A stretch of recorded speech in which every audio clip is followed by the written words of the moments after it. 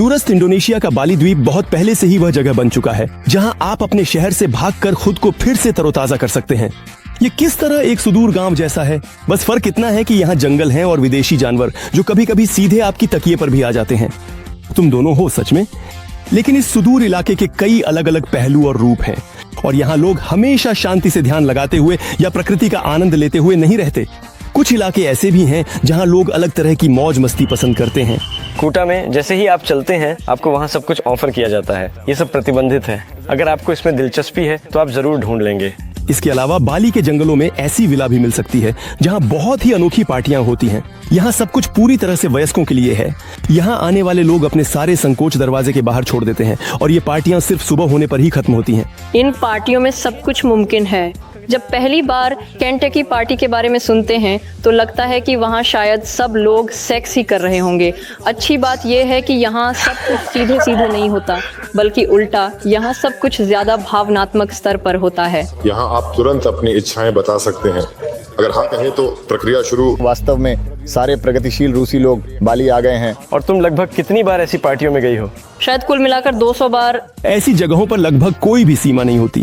लोग बिना कपड़ों के किसी भी सतह पर नाचते हैं, अपने शरीर से चित्र बनाते हैं, अपने मुंह में गरम तरल मोम डालते हैं और यहाँ तक कि खुद को जलाते हैं और छत से लटकाते भी हैं। इन सब चीजों से न तो दर्द होता है और न ही सेहत को कोई नुकसान पहुंचता है और लगता है कि इससे सबको बहुत आनंद मिलता है। इसके अलावा ऐसी पार्टियों में युवा लोग नई नई बातें भी सीखते हैं। प्रतिभागी विपरीत लिंग के साथ खास तरह से संवाद करना सीखते हैं। ऐसा एक उपकरण है जिसे लाइट कहा जाता है। मैं पुरुषों को सिखाता हूँ कि वे अपने हाथों से ऐसे करें ताकि लड़कियों के साथ ऐसा हो। इससे ज्यादा जटिल कुछ भी नहीं है जितना कि कोई अत्यंत सुंदर, आकर्षक और मोहक युवा महिला जो तुम्हारी बाहों में आनंद से तड़प रही हो, मुझे छुओ। यहाँ सख्त ड्रेस कोड भी होता है, यहाँ तक कि मुझे भी शॉर्ट्स और टी शर्ट में अंदर नहीं जाने दिया गया। शर्म और अपमान। चलो मेरे निप्पल्स पर टेप लगा देते हैं। माँ बंद कर दो ये वीडियो। मेरी माँ को छोड़कर बाकी सभी लोग मेरे YouTube और Instagram को सब्सक्राइब करें, जहाँ इस यात्रा की और भी बहुत सी दिलचस्प बातें हैं। और अब हम शुरू करते हैं एपिसोड इस जादुई और रंगीन बाली द्वीप के बारे में।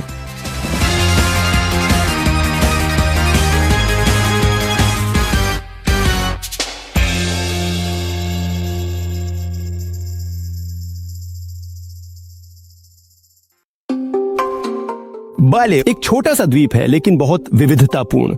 अगर बुकिट समुद्र तटों के लिए है, उबुद आध्यात्मिक साधनाओं के लिए, ज्वालामुखी रोमांच के लिए, तो चांगू पार्टी के लिए है। वहीं मैं जा रहा हूं।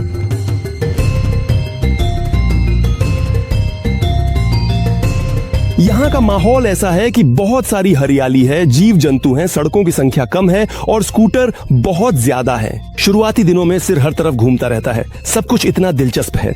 देखिए, हजारों मंदिर, एक विशाल अजीब बच्चा, यहाँ स्वस्तिक और लाल झंडे हैं और यहीं एक मूर्ति सूरज की ओर हाथ उठाए खड़ी है। इसके अलावा बालनीज लोग हमेशा कुछ न कुछ जश्न मनाते रहते हैं और जब वे ये सब सड़क पर करते हैं तो सब लोग बस इंतजार करते हैं कि वे गुजर जाएं। ट्रैफिक जाम में खड़े रहना बोरिंग नहीं था।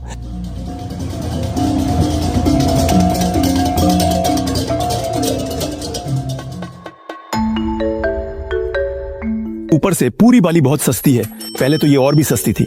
सब लोग यहाँ झुंड में आ गए जिससे दाम बढ़ गए, लेकिन फिर भी यह यूरोप से लगभग 4 गुना सस्ती है। हाँ, दीवारों पर अक्सर फफूंदी लगती है। सस्ते गेस्ट हाउस के पूल शायद ही मरम्मत होते। नमी से कपड़े सूखते नहीं, लेकिन आपके सिर के ऊपर भी पोमेलो फल उग सकता है। कमरे में भी अकेले होने पर भी बोरियत नहीं होती। क्या तुम दो हो सच में? बाथरूम में कुछ चरमराता है। अब मुझे वहां जाने में डर लग रहा है। Гекконы, пошли сюда. सब भाग गए। शांत होने के लिए मैं बाहर सूर्यास्त देखने चला गया। यहाँ बाली में सूर्यास्त शानदार होते हैं, सबको इसका पता है। बीच पर भीड़ होती है।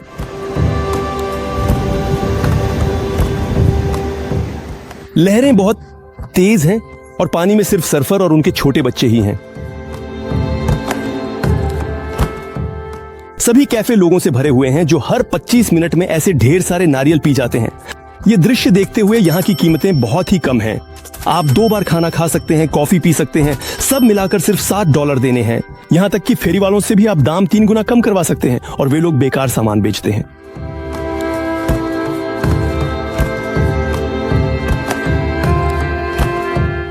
जितना अंधेरा होता है समुद्र तट पर उतने ही ज्यादा अलाव जलते हैं, लेकिन पड़ोस के घरों में भी आग जलने लगती है। यह टोनिया है। वह खास तौर पर यहाँ आई है ताकि बड़ों की पार्टियों में शामिल हो सके और उसे तय करने में मुश्किल हो रही है क्या पहनकर जाए।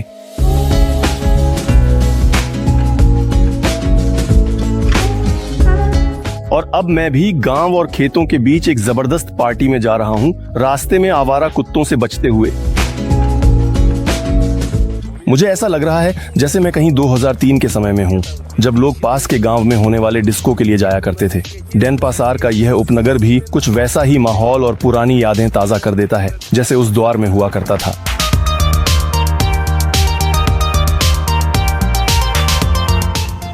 आखिरी हिस्सा सबसे मुश्किल है और सबसे जरूरी है कीचड़ में फंसना नहीं। लेकिन अब जंगल के बीचों बीच एक वाकई शानदार विला पूरे इलाके में चमकने लगती है। प्रवेश शुल्क $200 है और मोपेड पर आना थोड़ा अजीब लगता है। हालांकि बाली में आमतौर पर सब कुछ बहुत साधारण होता है, लेकिन यहाँ आम कपड़ों में अंदर जाना मुमकिन नहीं है और मुझे कपड़े बदलने के लिए मजबूर किया जाता है, वरना कोई शूटिंग नहीं होगी। सीधे शब्दों में कहूँ तो मुझे पार्टी में अंदर नहीं जाने दिया गया। मुझे कपड़े उतारने और अशोभनीय कपड़े पहनने के लिए मजबूर किया गया। मैं पहली बार जिंदगी में ऐसा कर रहा हूँ। यहाँ सबका मुख्य पहनावा अक्सर ऐसे पट्टे ही होते हैं। इन्हें पोटुपेई कहा जाता है। माँ, इसे बंद कर दो, ये वीडियो बंद कर दो। बदसूरत शॉर्ट्स को भी काले ओढ़ने से ढकना पड़ रहा है। कम से कम कुछ तो है, कम से कम शॉर्ट्स तो मेरी पुरानी जिंदगी से बची हैं। देखो, ये शर्म की बात है। चलो मेरे निपल्स पे टेप लगा देते हैं। हम करें। मुझे शर्म आ रही है। बहुत ज्यादा खुले हिस्सों को मैं जैसे तैसे ढक रहा हूँ। हाँ, इंटरव्यूअर तो वाकई गंभीर है।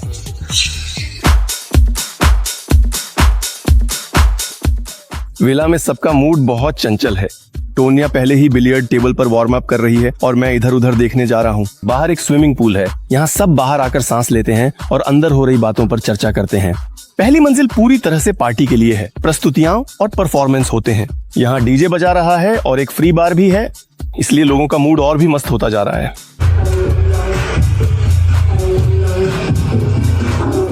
दूसरी मंजिल पर लोग कमरों में बटे हुए हैं और हर कोई अपनी अपनी मर्जी और हिम्मत के हिसाब से व्यस्त है।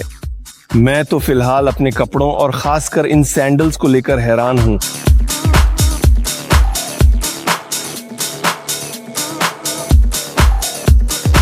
ये वादिम है। उसने अपनी पार्टियों को यूटोपिया नाम दिया है और ये अलग अलग देशों में आयोजित करता है। स्पेन, थाईलैंड और यहाँ इंडोनेशिया में। मैं ये पार्टियां पूरी दुनिया में करता हूँ। तुलुम, इबिसा, मैं यात्रा करता हूँ और जहाँ भी जाता हूँ वहाँ पार्टियां करता हूँ। गर्मियों में मैं इबिसा में रहता हूँ और सर्दियों में तुलुम या थाईलैंड में से किसी एक को चुनता हूँ। अब इसमें बाली भी जुड़ गया है। मुझे बाली सच में बहुत पसंद आया, खासकर अभी के समय में। यहाँ बहुत सारे प्रगतिशील रूसी लोग बाली आए हैं, तो क्यों ना यहाँ कुछ समय यहाँ बिताया जाए। यूटोपिया सिर्फ एक पार्टी नहीं है जिसमें खुले विचारों वाले अधनंगे लोग होते हैं। यहाँ हमेशा परफॉर्म करने वाले लोग होते हैं, जैसे कि पेशेवर डांसर टोनिया। और जब तुम अलग अलग देशों में जाती हो, वहाँ पार्टियां करती हो, तो क्या कलाकारों को अपने साथ ले जाती हो या हमेशा वहीं पर ढूंढती हो? नहीं, मेरे पास कुछ खास कलाकार हैं जो मेरे स्थायी कह सकते हैं रेजिडेंट्स हैं, लेकिन मैं हर नए जगह पर भी कलाकार ढूंढती हूँ। मेरी अपनी टीम है, अपनी परफॉर्मर्स की टीम, अपनी प्रमोटर्स की टीम। कलाकार अक्सर ये अंतर्राष्ट्रीय कलाकार होते हैं। ड्रेस कोड ऐसी पार्टियों का महत्वपूर्ण हिस्सा है। मुझे ऐसे कपड़े पहनने के लिए मजबूर किया गया। मैं अपनी आम पोशाक में आया था। क्या तुम आमतौर पर ऐसे घूमते हो? नहीं, मुझे तो पूरा यकीन था कि तुम हमेशा ऐसे ही दिखते हो। असल में मैं ऐसी पार्टियां भी करती हूं जो BDSM पार्टियां नहीं होती। ये आम पार्टियां होती हैं, लेकिन इनमें कई स्टाइल के ड्रेस कोड होते हैं, जिनमें से एक BDSM भी है। लेकिन ये सिर्फ BDSM नहीं है, इसमें फैंटेसी, साइबरपंक और तरह तरह के फ्यूचरिस्टिक स्टाइल भी शामिल हैं। यूं कहें तो यह लोगों के लिए अपने अंदाज में खुद को व्यक्त करने का एक मौका है। जब आप अपनी बाहरी छवि की सीमाओं से बाहर निकलते हैं तो आप अपने अंदरूनी दुनिया को भी बदलते हैं। मैं यह इसलिए करता हूं ताकि लोग नए अनुभवों को महसूस कर सकें, ये समझ सकें कि जो चीज़ें वे संभव मानते थे या गंदी, अश्लील समझते थे, वे असल में प्यार और मस्ती से भरी हो सकती हैं। ये एक शर्त है जो दर्शकों को बहुत हद तक छांट देती है। एक तरफ ये सिर्फ उन्हीं लोगों को छोड़ता है जिनके साथ मैं अपना समय बिताना चाहूँगा। अक्सर लोगों को शुरू में ऐसा लगता है कि दरअसल यहाँ बात BDSM पार्टियों या सेक्स पार्टियों की ही हो रही है। नहीं, मैं सेक्स पार्टियाँ नहीं करता। सेक्स पार्टियाँ वे होती हैं जहाँ लोग सिर्फ सेक्स करने के लिए आते हैं। मेरी पार्टियों में लोग खुद को दिखाने और दूसरों को देखने के लिए आते हैं, और असली माहौल इसी वजह से बनता है कि लोग अपने रूप रंग से बेहद खुश होते हैं। वे ऐसे कपड़े पहनते हैं जो उन्होंने पहले कभी भी नहीं पहने होते।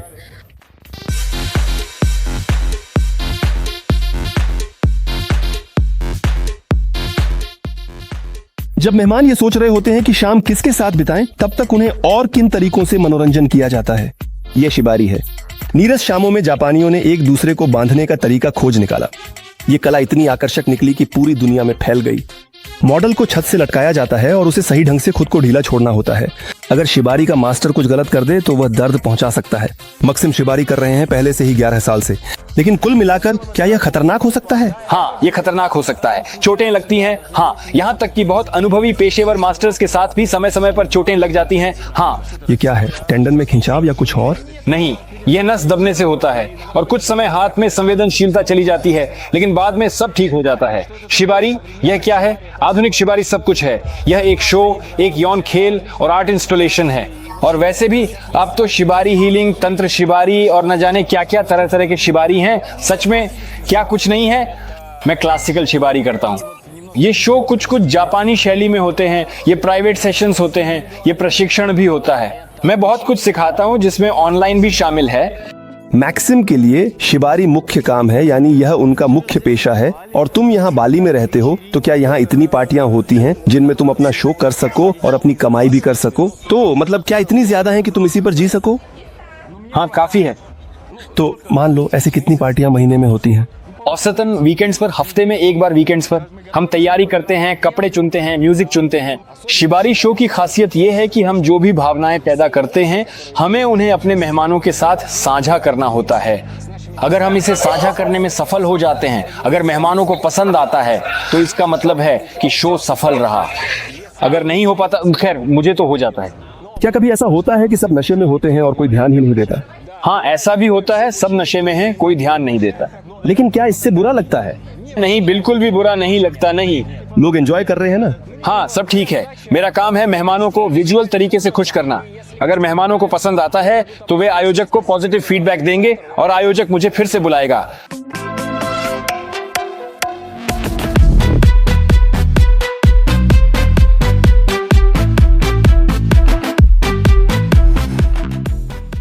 माहौल में मेहमानों की क्रिएटिविटी बढ़ती है।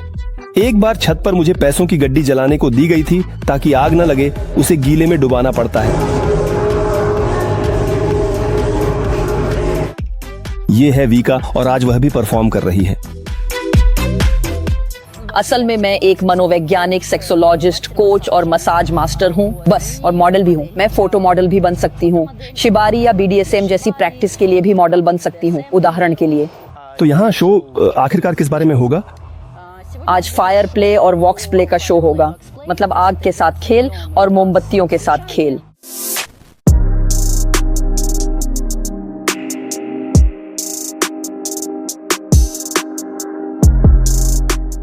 प्यारी मुस्कान के साथ वीका अपने उपकरण निकालती है और नग्न युवा मॉडल के साथ कुछ अप्रत्याशित चीजें करना शुरू कर देती है। शुरुआत में वह शरीर पर चमकदार ग्लिटर लगाती है ताकि सब कुछ और भी उत्सवपूर्ण लगे।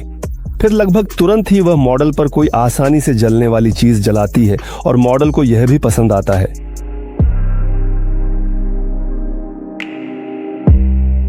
इसके बाद वीका मॉडल पर जलती हुई मोमबत्ती से सीधे गर्म मोम डालती है और फिर तो एक साथ 3 मोमबत्तियों से भी डाल देती है। आसपास के लोग हैरान और उत्साहित हैं, खासकर लड़के। बाकी लोग सब कुछ वीडियो में रिकॉर्ड कर रहे हैं क्योंकि बाद में कोई यकीन नहीं करेगा कि यह सब सच में हुआ था। मोम ठंडा हो गया है, अब उसे हटाना है, जिसके लिए वीका के पास एक खास चाकू है। वह उसी चाकू से मॉडल की एड़ी से मोम को खुरच रही है। अंत में भावनाओं को और मजबूत करने के लिए वीका एक खास दांतदार पहिए को शरीर पर घुमाती है और फिर वे दोनों मिलकर बहुत सारा गर्म मोम खाते हैं।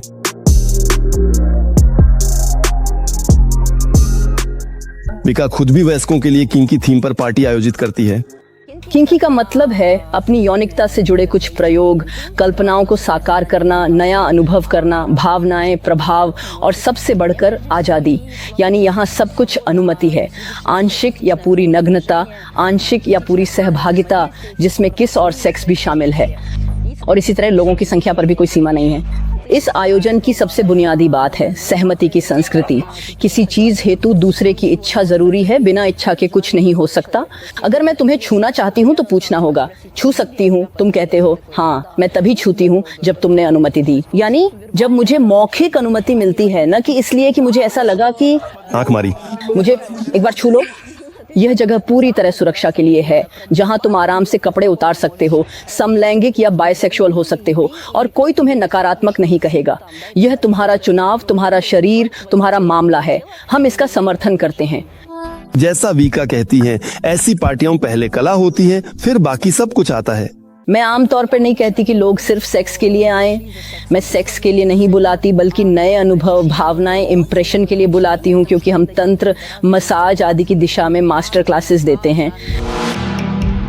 क्या मुख्य अंतर है जब तुम यहाँ बाली में, थाईलैंड में या यूरोप में इबीसा पर पार्टी आयोजित करती हो? जरा विस्तार से बताओ।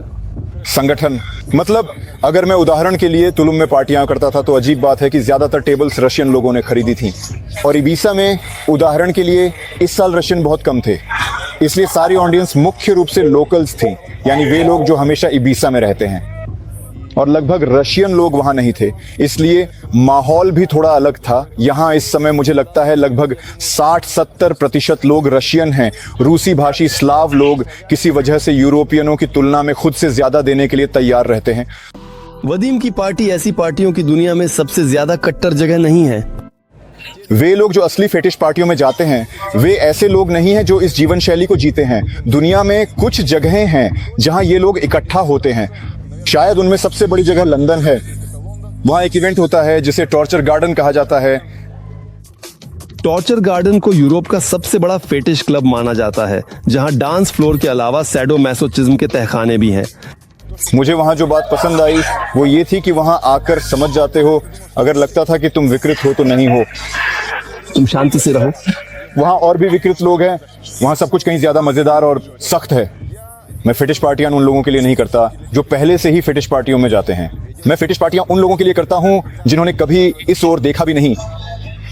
वे बस एक जैसे क्लबों से थक चुके हैं जहां सिर्फ डीजे के नाम बदलते हैं, लेकिन बाकी सब कुछ वही रहता है। सुबह होते होते विला में लोग बढ़ गए थे। कुछ लोग सो रहे हैं, कोई अकेले तो कोई समूह में, और डांस फ्लोर पर अब भी कुछ खास जोशीले लोग नाचते जा रहे हैं। कड़ी मशक्कत के बाद इस सुनसान जगह में टैक्सी बुलाकर हम घर लौट रहे हैं, रास्ते में उन लोगों से टकराते हुए जो काम पर जा रहे हैं। मुझे तो अगली मसालेदार पार्टी में जाने से पहले अच्छी नींद लेनी होगी।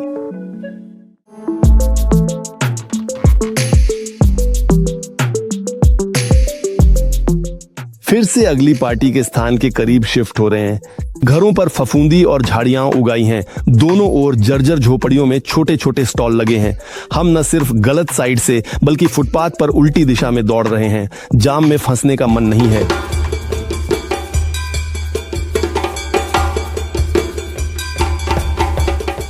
ये हमारे ऑस्ट्रेलियाई पड़ोसी हैं जो पूरी बड़ी फैमिली के साथ एक ही मोपेड पर सवार हो रहे हैं, और होटल के पास ही धान के खेत हैं। जमीन का एक भी टुकड़ा खाली नहीं है। यहाँ बाढ़ से बाढ़ तक बस 10 मीटर बचे हैं और वे भी बने हुए हैं, और यहाँ अब भी धान की खेती जारी है।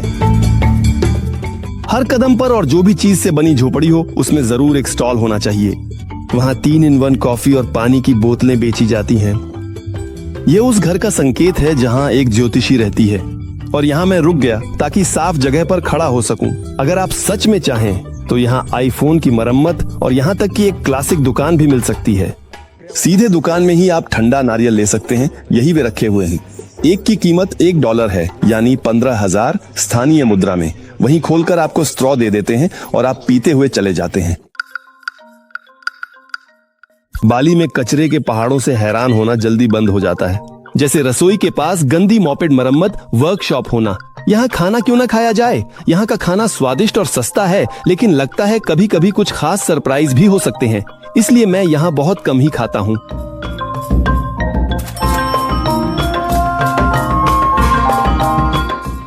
मैं खा रहा हूं और देख रहा हूं कि लोग कैसे व्यस्त सड़क को पार कर रहे हैं।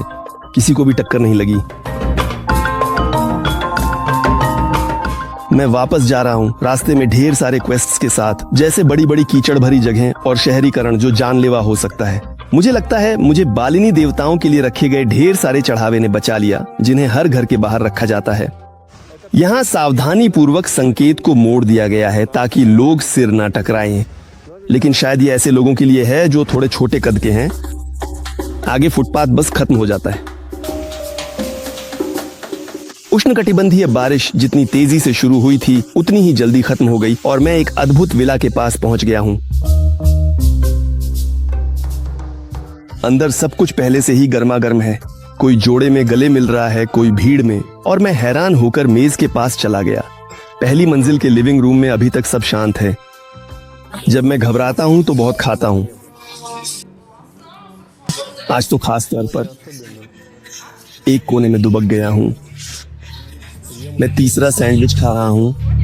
यहाँ जो बात मुझे सबसे अच्छी लगी वह यह है कि यहाँ पर किसी भी तरह का सख्त ड्रेस कोड लागू नहीं है। ये मुझे बहुत अच्छा लगा।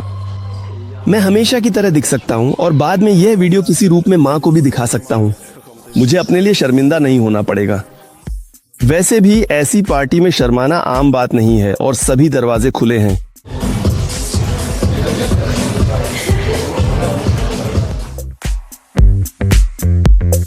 यह है पोलिना। वह पहली बार ऐसे किसी इवेंट में आई है। मैं कुछ नया आजमाना चाहती थी। मैं बहुत समय से कुछ अलग और ख़ास चीज़ ट्राई करने की इच्छा रखती थी, इसलिए बाली में आना मुझे सबसे सही और उपयुक्त विकल्प लगा। जब भी ऐसी किसी पार्टी के बारे में सुनती थी तो लगता था कि शायद वहाँ सब लोग बस मस्ती कर रहे होंगे। पोलिना खुश है कि यह पार्टी ज़्यादातर आध्यात्मिकता को समर्पित है।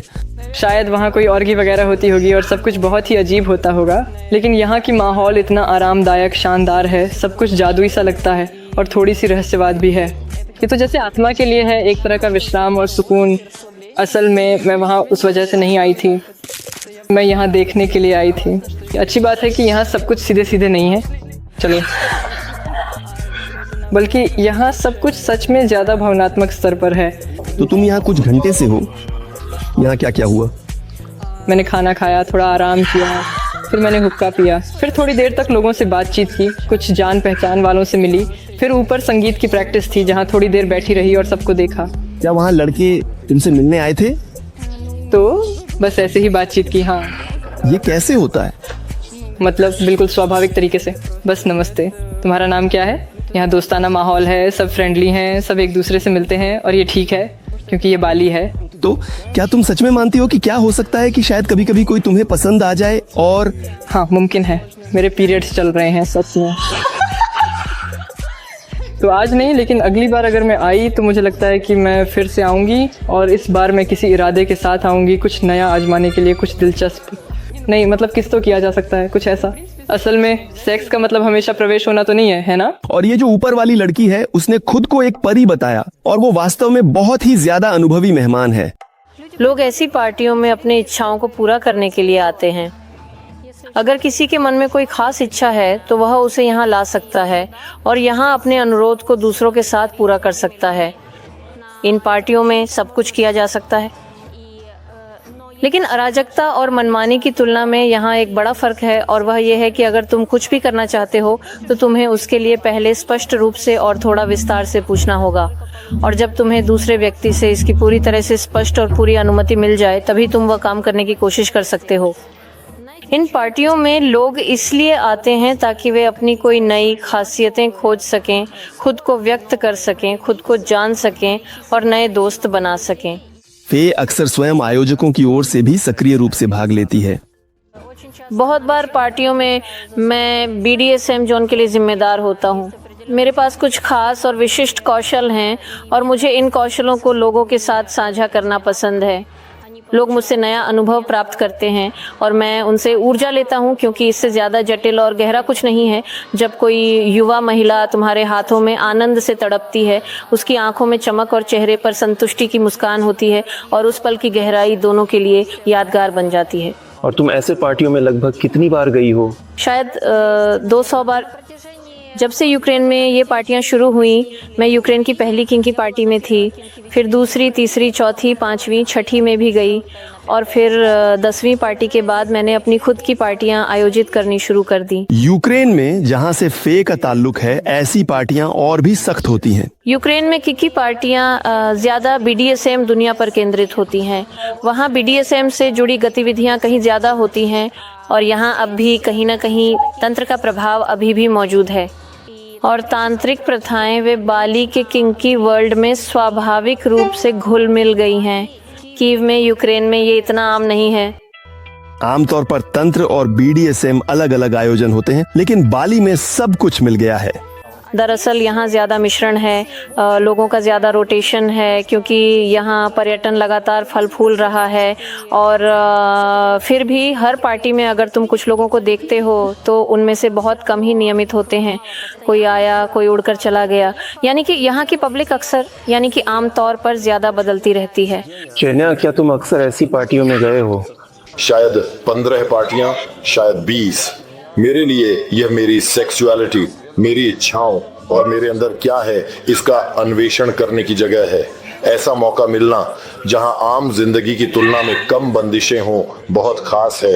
अपने अरमानों को महसूस करना और उन्हें पूरा करना वाकई बहुत शानदार है। बिल्कुल, जब हम खुद को खोलते हैं, खुद पर लगी और बंदिशें हटाते हैं तो हम अपनी जीवन ऊर्जा को मुक्त कर देते हैं, क्योंकि जीवन ऊर्जा सबसे पहले यौन ऊर्जा है ना? यही ऊर्जा है जिससे जीवन जन्म लेता है। ये ऊर्जा नीचे से उत्पन्न होती है ना? लेकिन इस ऊर्जा को ऊपर भी उठाया जा सकता है या इसे नीचे ही बहने दिया जा सकता है। मैं कई सालों से तंत्र और ताओ अभ्यासों में हूँ, इसलिए मेरे लिए यह जीवन ऊर्जा को जगाने का एक मौका है।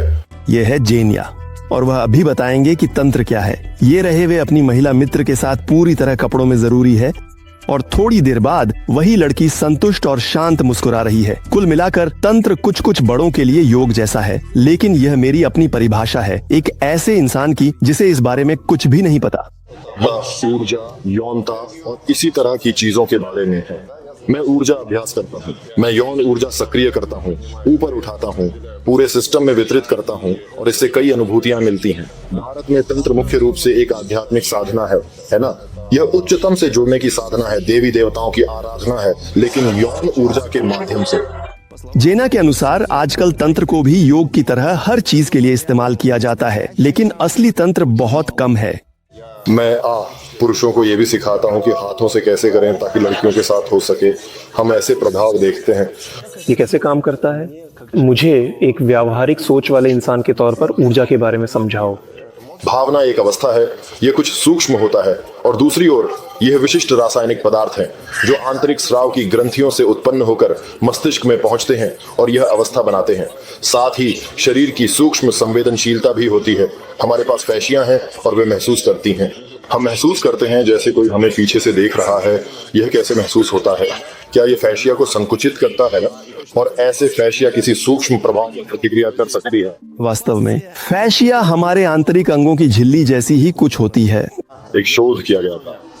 उन्होंने एक जीवित फैशिया का टुकड़ा लिया, उसे जीवित अवस्था में रखा और उसके पास आग, इलेक्ट्रोड या कोई अन्य खतरा लाया। वह अपने आप सिकुड़ गई, बिना बाकी शरीर के, बिना इस बात के कि इंसान को अपनी आंखों से देखा या उसकी व्याख्या की। फैशिया ये खुद करती है। यही बात है, जैसे वह खतरे पर प्रतिक्रिया करती है वैसे ही वह किसी सुखद चीज के सामने भी खुल जाती है। हाँ, वो जो चुंबन से पहले की स्थिति होती है, जब आपने अभी तक चुंबन नहीं किया लेकिन अभी करने वाले हैं, उस पल में जो होठों के बीच महसूस होता है, उस समय बहुत सारा डोपामिन बनता है।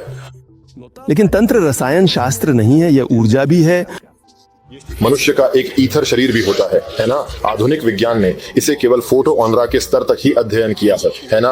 ऊर्जा की तस्वीर नहीं खींची जा सकती, लेकिन इसे अपने शरीर और हाथों से महसूस करना मुश्किल नहीं है। इसे सीखा जा सकता है। तुम इस अदृश्य हाथ से किसी दूसरे व्यक्ति को छू सकते हो और इसे महसूस कर सकते हो, और वह व्यक्ति भी यह महसूस करेगा कि तुमने उसे छुआ है। इसे तुम अपने हाथों के ईथर विस्तार से छू सकते हो, हाँ, अपनी उंगलियों के विस्तार से, अपने शरीर के ईथर विस्तार से।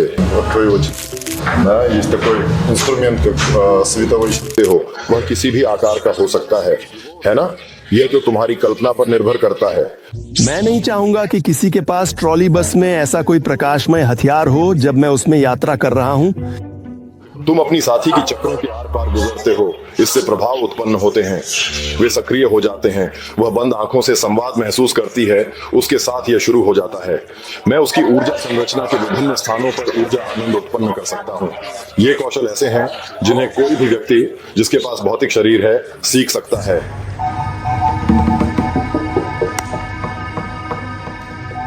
विला में कई बेडरूम हैं जो खुले हैं और बंद नहीं होते। मेरी समझ में तो यही आता है, मुझे पूरी तरह पता नहीं। अब तक इस बेडरूम तक कोई नहीं पहुंचा है। ये तो स्वाभाविक है कि किनकी पार्टियों में अक्सर आकस्मिक जान पहचान हो जाती है, लेकिन उनके यहाँ एक नियम है और कोई भी यूं ही आसानी से नजदीक नहीं आ सकता। देखो, मान लो दो लोग हैं, यहाँ उनकी आपस में बातचीत हो गई। आगे तकनीकी रूप से क्या होता है? क्या वे बस किसी कमरे में जाकर खुद को बंद कर सकते हैं या कैसे? खुद को बंद करना मना है। हम दरवाजे बंद करने की अनुमति नहीं देते क्योंकि ये साझा कमरे हैं।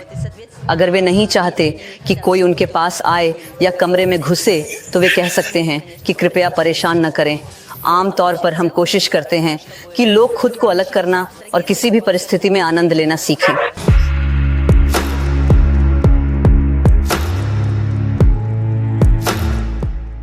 ये फिर से वीका का कमाल है। वह यूं कहें तो एक पुरुष के शरीर पर बिना कपड़ों के खुलकर नाच रही है।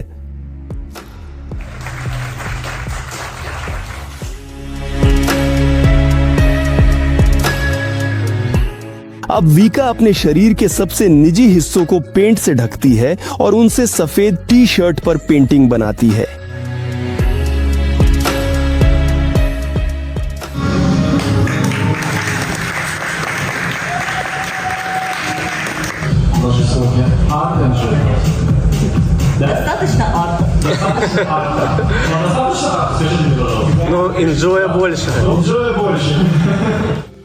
ऐसी कला की कीमत होती है और वीका उस टी शर्ट को नीलामी में बेचती है जिसे उसके शरीर के हर हिस्से ने छुआ है।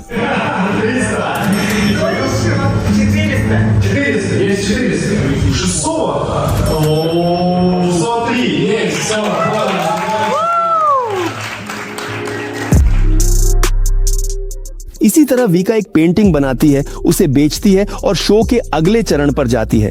यहाँ अब शरीर पर गर्म मोम से चित्र बनाए जा रहे हैं। ये देखने में सुंदर लगता है और सब मुस्कुरा रहे हैं, लेकिन इसे घर पर दोहराना नहीं चाहिए।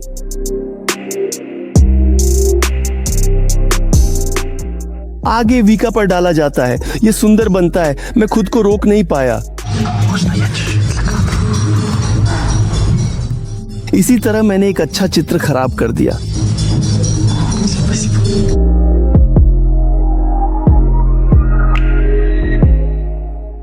वीका ने इस किंकी पार्टी का आयोजन किया था। यही है उन सभी पार्टियों के प्रकार में असली फर्क। और वह प्रकार वह डांस के बारे में है, शराब के बारे में, ऐसे मूवमेंट के बारे में, शोरगुल के बारे में। काफी खुला माहौल होता है, लेकिन साथ ही निप्पल्स और जननांगों को दिखाना मना है। और मेरी party art and Joy avatar party में, जैसे आज यहाँ आप जो चाहें सब कुछ दिखा सकते हैं। ऐसी पार्टियों में पुरुषों और महिलाओं की संख्या नियंत्रित की जाती है ताकि कोई अकेला न रहे और किसी महिला के लिए लड़ाई न हो।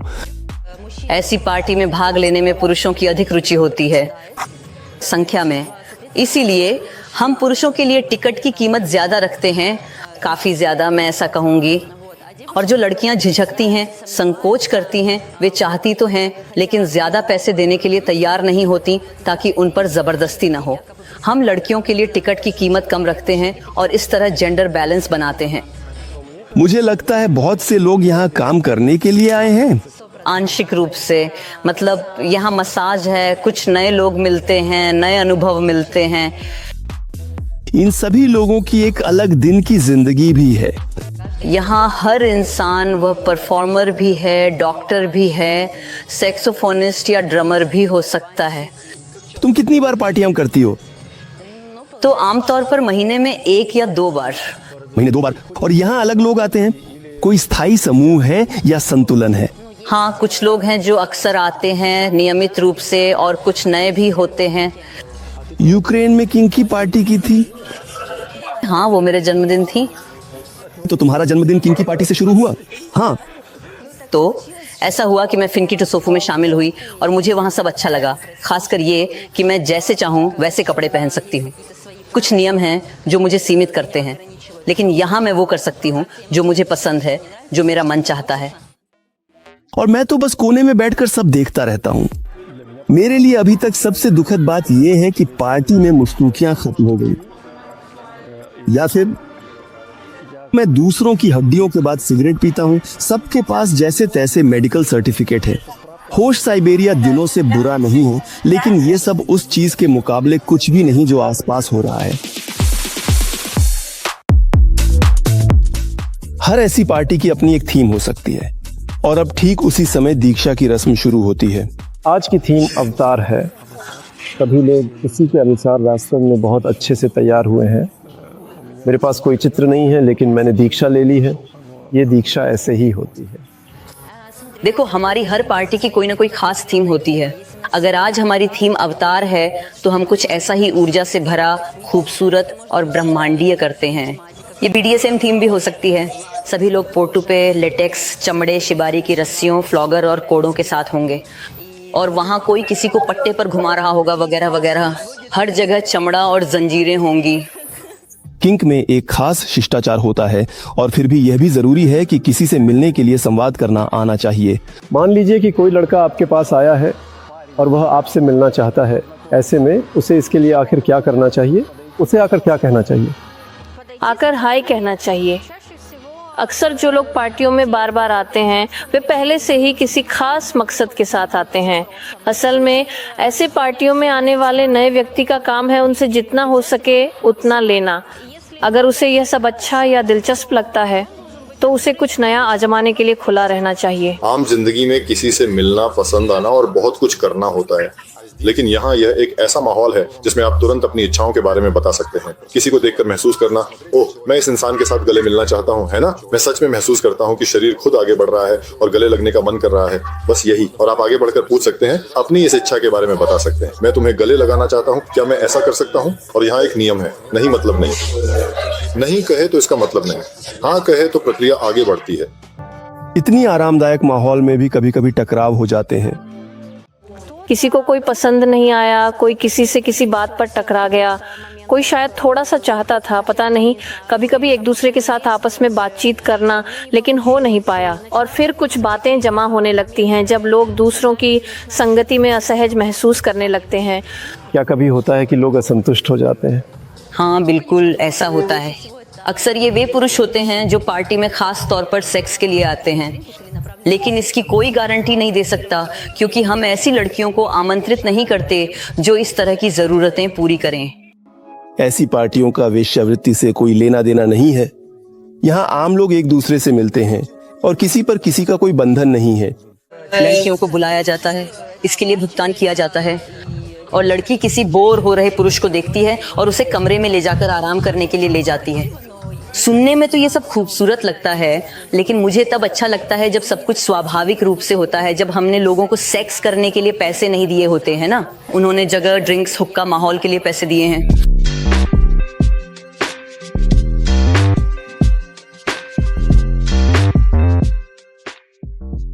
करते ही तो हैं भी।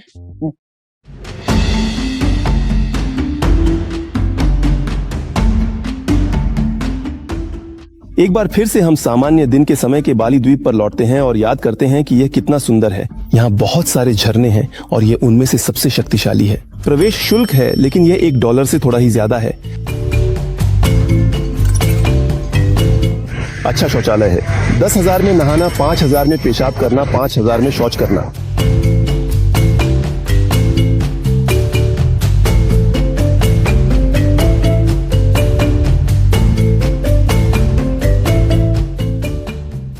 इस जगह को एकांत नहीं कहा जा सकता, और इतने सारे लोगों के नहाने से पानी भी थोड़ा गर्म हो गया है। लोग ऐसे तालाबों में भी नहाते हैं जो रूसी ऑर्थोडॉक्स स्नानागार जैसे दिखते हैं।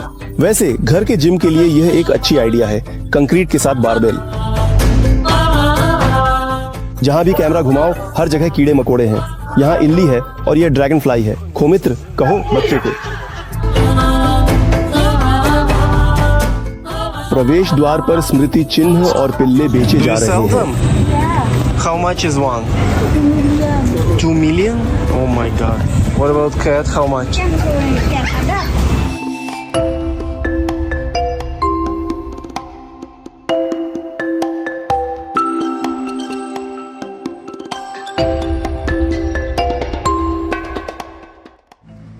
ऐसा लगता है कि बालिनीज लोगों का खास राष्ट्रीय व्यंजन सुअर है, क्योंकि बालिनीज लोग मुसलमान नहीं हैं, जबकि इंडोनेशिया का बाकी हिस्सा मुसलमान है और उनके बीच धार्मिक आधार पर अक्सर विवाद होते रहते हैं।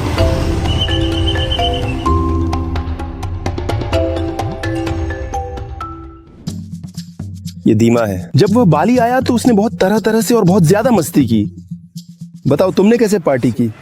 अरे जैसे सब करते हैं, 21 साल की उम्र में लगातार शराब, घूमना फिरना और शानदार क्लब। यहाँ या वहाँ, आखिर पार्टी पर सबसे ज्यादा पैसे कहाँ खर्च होते हैं? तो जब मैं पार्टी करता था उससे 1 महीना पहले मैंने न तो शराब पी थी न ही सिगरेट पी थी।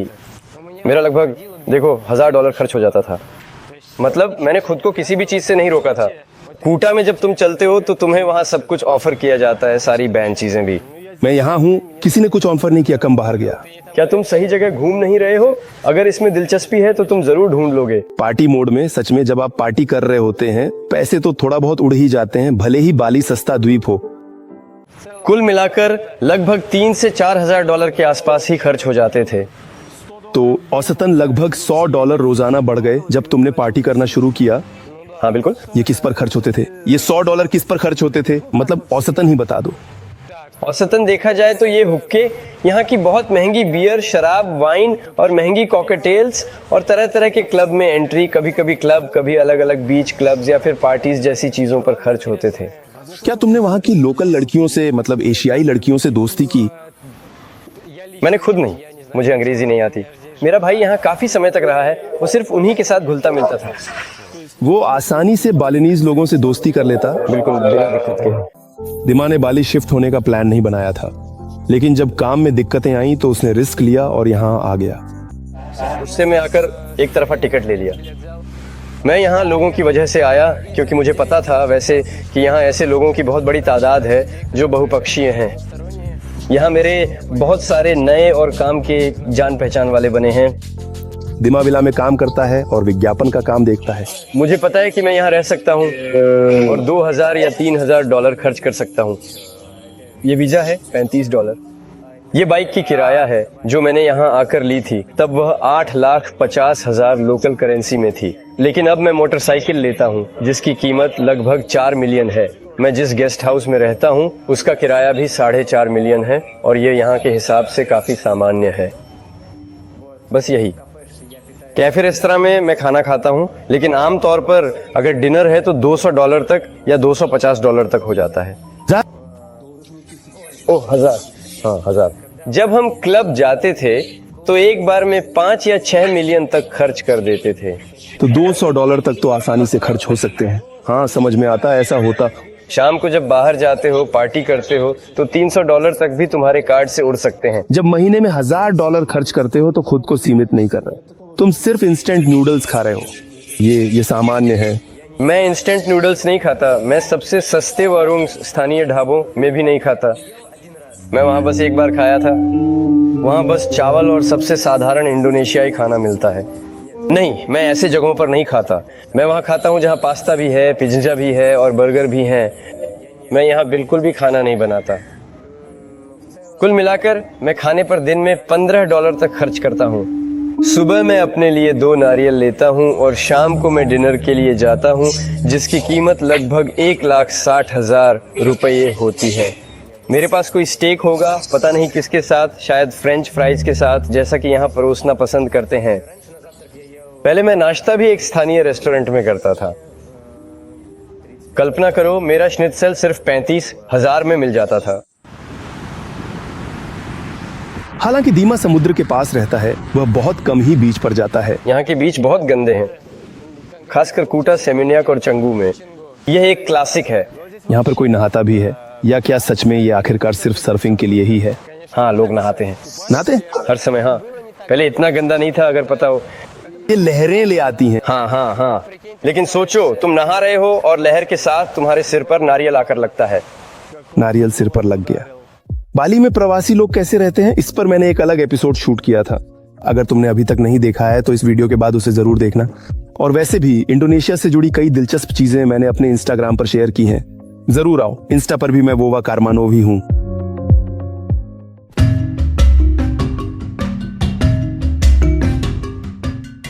ये शाम बिना किसी खुली पार्टी, बेल्ट या नग्न लोगों की होगी और मैं बुजुर्गों की तरह खाने के लिए बाजार जाऊंगा और विदेशी फलों पर बचाई गई छोटी छोटी पैसों की बचत से खुश होऊंगा।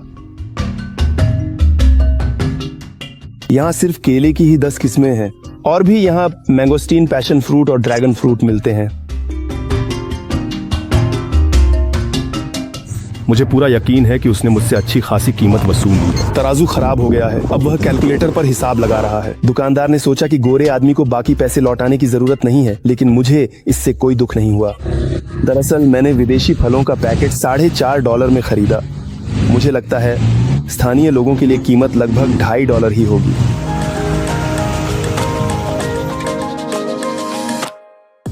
ये एपिसोड कुछ अलग बाली के बारे में था, ऐसा बाली नहीं जैसा हम आमतौर पर सुनते हैं। और भले ही बहुतों को यहाँ की घटनाएं कुछ ज्यादा ही साहसी लगें, फिर भी खुली बाली पार्टियों का माहौल हमेशा अच्छाई, खुशी और आपसी सम्मान से भरा रहता है।